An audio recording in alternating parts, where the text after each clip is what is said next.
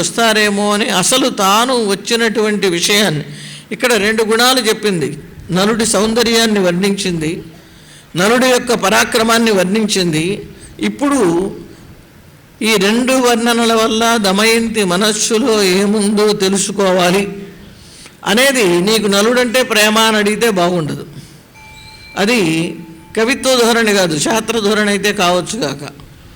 ఆ నలుడి యందు ప్రేమ ఉన్నదో లేదో అనేటటువంటి సందిగ్ధావస్థని ఆవిడలో కలిగిస్తున్న తెలుసుకోవటానికి. అడిగి తీనొక్కనాడు కమల ఆసను తేరికి వారు వంబనై నడచుచు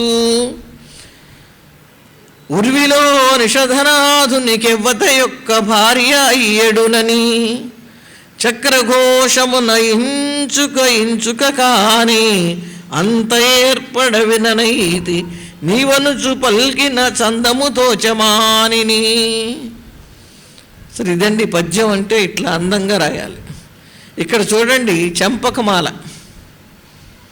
అసలు ఆవిడ మనస్సులో ఉన్న అభిప్రాయం సున్నితమైనది కనుక సున్నితమైనటువంటి అభిప్రాయాన్ని సున్నితమైన వృత్తంలో ఆవిష్కరిస్తున్నాడు. ఆవిడేం అడగల, ఇంతవరకు దమయంతి మాట్లాడలా, ఇంకా తానే కలగజేసుకున్నది. ఇప్పుడు కలుగజేసుకుని అడిగి తీనొక్కన ఈ పద్యంలో సమాధానాలే, ప్రశ్నలు లేవు. ఇదొక అందం. దీనికి మార్గదర్శకుడు తిక్కన. ఆయన కూడా అన్ని సమాధానాలే, ప్రశ్నలు లేకుండా పద్యం రాశాడు. వెనకటి కవులు ఇట్లాంటి విశేషం ఏదైనా ఉంటే దాన్ని బాగా భావన చేసి ధారణ చేసి వాళ్ళు కూడా అటువంటి పద్యం రాసేవాళ్ళు. అడిగి తీనొక్కన ఆడు ఏమని అడిగావు, ఏమని అడిగావని దమయంతి అడగటంలా, మళ్ళీ తనే చెప్తున్నది ప్రశ్నకి సమాధానం. కమలాసను తేరికి వారు వంబనై నడచుచు. ఎవరిని అడిగింది? బ్రహ్మని అడిగింది. ఎప్పుడు అడిగింది? ఆయనకి వాహనమై రథం లాగుతున్నది ఈ పక్షి. ఆ తక్కిన పక్షులు లాగలేకపోతే నేను సహాయం లాగానంది ఒక రోజు పోయి. ఆ రథం లాగేటప్పుడు ఏమని అడిగావు నువ్వు బ్రహ్మగారిని? ముందు ఎవరిని అడిగావు? బ్రహ్మని అడిగావు. ఏ సమయంలో అడిగావు? రథం లాగేటప్పుడు అడిగా. రథం లాగేటప్పుడు ఏదడిగినా వాళ్ళు వెంటనే చెప్తారు, ఎందుకంటే పడేస్తారు, లేకపోతే వదిలేసి వెళ్ళిపోతే రథం వాడు దిగటం కూడా కష్టం.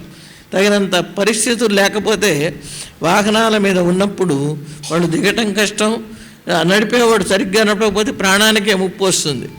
అది బ్రహ్మగారికి ఏముంది, ఆయనే అందరి ఆయుర్దాయాలు రాస్తాడు కనుక ఆయనకి బ్రహ్మకి ఆయుర్దాయం లోపం లేదు. ఆయనకి ప్రమాదం రాకపోయినా ఆయన పరివారంలో ఉన్నప్పుడు ఇదంతా లౌకికానికి అన్వయం చేసుకోవాలి. ఎవరికి? నలమహారాజుకి భార్య ఎవరని రాశావని అడిగిందిట. అడిగినప్పుడు మంచి ఉత్సుకత ఏర్పడింది దమయంతికి. ఎవరి పేరు చెప్తుంది? నలుడి పేరు. అప్పటిదాకా నలుడి గుణాలు చెప్పింది, నలుడి రూపాన్ని ప్రతిష్ఠ చేసింది. కాలితో బొమ్మ కూడా వేసి చూపిస్తుంది నలుడిని. అంత నేర్పరి. కాలి గోటితోటి నలుడు ఎలా ఉంటాడో తామరాకు మీద వేసి చూపిస్తుంది. ఇంకా మనస్సులో నలుడినే వివాహం చేసుకోవాలి అనే నిశ్చయం వరకు తీసుకొచ్చి నువ్వే పేరు చెప్పాడు, నీ పేరే చెప్పాడు అని చెప్పాల. అవి సరిగ్గా వినపడలేదండి. ఎందుకు వినపడలేదో కారణం చెప్తున్నది. చక్రఘోషమున ఆ రోజు రథానికి ఉన్న చక్రాలు సరిగ్గా లేవు. సరిగ్గా లేనందువల్ల కరకర మోత వస్తున్నది ఒక పక్కన. ఆ మోత వస్తుంటే మనం మాట్లాడేది వినపడదు. మోతక్కర్లా, ఇద్దరం మాట్లాడుకుంటే శిలో స్టేషనల్లే వీళ్ళదే అర్థం కాదు, వాళ్ళదే అర్థం కాదు, మనకి ఎవరిదే ఏ ఒక్కరిది అర్థం కాదు. చక్రఘోషమున ఇంచుక కాని ఏదో కొంచెం వినపడింది. అంత ఏర్పడవిననైతి, నాకు అంత బాగా స్పష్టంగా తెలియలేదు. ఇప్పుడు పాపం దమయంతి నిరాశకు గురి అయింది. ఏం చెబుతుందో అని వెంటనే బతికించాలి ఆ నిరాశకు గురి అయినటువంటి దాన్ని. అందుకని నీవనుచు పల్కిన చందముతో చమాన, నువ్వన్నట్లే గుర్తు అని ఒక ఆశని ఏర్పాటు చేసింది. ఇప్పుడు తానవునా కాదా నిశ్చయంగా చెప్పటంలో అదేమంటే నాకు వినపడలేదు అంది. ఎందుకు వినపడలేదు అంటే కారణం చెప్పాలి. ఆ కారణ కార్యభావం చాలా చక్కగా చెప్పించాడు ఈ పద్యంలో. ఈ పద్యానికి మూలం తిక్కన గారి పద్యం. ఆ కమలాక్షి రూప విభవాతిశయంబు మనోహరంబు. విరాటుడు సుదేష్ణతో చెప్పేటటువంటి పద్యం ఇది. ఎందుకని అంటే ఆ సైరంధ్రిని గురించి చెప్తాడు. కీచకుడు మదోన్మత్తుడై ఉన్నప్పుడు చాలా కలవరపాటుగా ఉన్న సమయంలో ఆ కమలాక్షి రూప విభవాతిశయంబు మనోహరంబు, ఆవిడ అందం ఏ పురుషుడు చూసినా స్త్రీలు చూసినా వాళ్ళ మనస్సు హరించేంత గొప్పగా ఉంది. వాళ్ళ మనస్సు వాళ్ళలో లేకుండా అధీనం తప్పుతున్నది. అయితే ఏమిటి అని సుదేష్ణ ప్రశ్న వెయ్యాల. ఆవిడ ముఖాన్ని చూశాడు, ప్రశ్నను ఊహించుకున్నాడు, ప్రశ్నకి సమాధానం చెప్తున్నాడు. భోగైక పరాయణులు పురుషులు, పురుష ప్రవృత్తి ఎక్కడ భోగం ఉంటే అక్కడ అనుభవించాలి అనే లక్షణం కలిగినటువంటిదని ఒక సాధారణ లక్షణం చెప్పాడు వాళ్ళ మనస్సుని గురించి. చెప్పినవాడు కూడా పురుషుడే. భోగైక పరాయణులు పురుషులు, వీళ్ళది తప్పు కాదు. అంగజుడ ప్రతిమాన చేష్టిత స్వీకృతలోకుడు, వీళ్ళని ఇలా చేసేటటువంటి వాడు, కామపరవశుల్ని చేసేవాడు ఒకడున్నాడు, మన్మధుడు.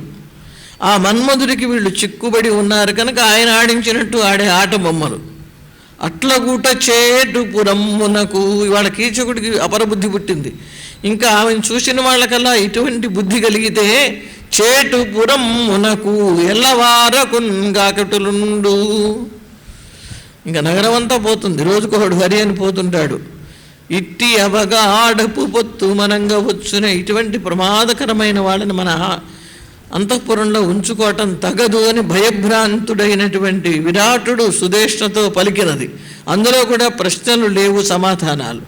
ఆ పద్యాన్ని ఈయన మనస్సులో పెట్టి ప్రశ్న లేకుండా సమాధానాల్ని నడిపించి ప్రశ్నలు పాఠకులకు వదిలేశాడు. ఇది కవి సార్వభౌముడిలో ఉన్నటువంటి ఒక చమత్కార ధోరణి. ఇక మిగిలినటువంటి విషయాలని అంటే ఆ నలుణ్ణి గురించి ఇంకెంత చెబుతుందో, దమయంతి చేత ఏమనిపిస్తుందో రేపటి భాగంలో తెలుసుకుందాం.